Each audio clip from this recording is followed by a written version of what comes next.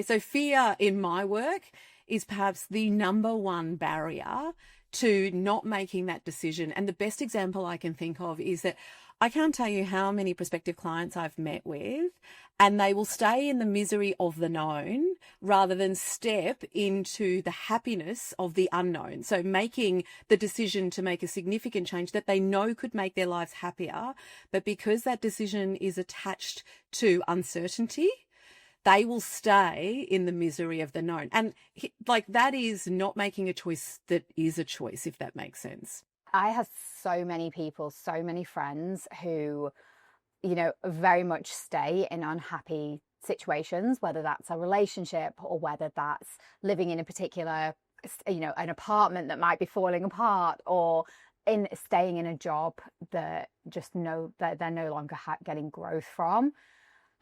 Because of that fear of the unknown. And I think, yeah, it'd be amazing to realize that not making a decision in those situations, it might feel safer and easier, but you're still making a decision, and that decision is to stay in those situations.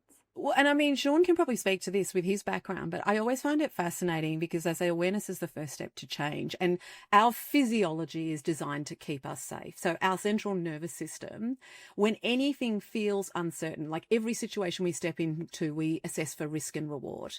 And when we feel that uncertainty, it activates our central nervous system into that fight, flight, freeze, or for a lot of women, fawn, which is that people-pleasing overdrive. And those responses is our system's way of saying resist, step back, or run away, because we need to keep you safe. And it's an automatic response.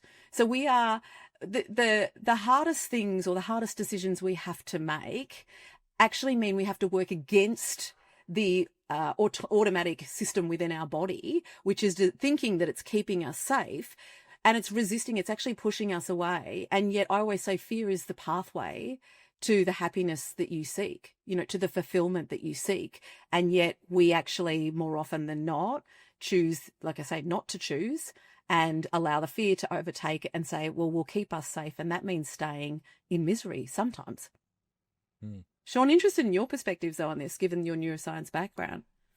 Yeah, no, I mean, you're dead right for kind of what our body and response is. I guess the only thing to add is more of a personal experience for me is just once I had a family and kids too, so it's less even like my own risk, and now I was trying to judge like the fear for like moving my children or for my wife or stuff like that. So even like my close social inner family actually had a major impact on my risk tolerance, my fears as well. Whereas before I feel like I was maybe, I don't know if I was braver, but I just had less to worry about before I had kids or a family. Mm-hmm. And the kids thing's fascinating as well, right? Because if there's one thing that we know, and science tells us again, kids are so damn adaptive.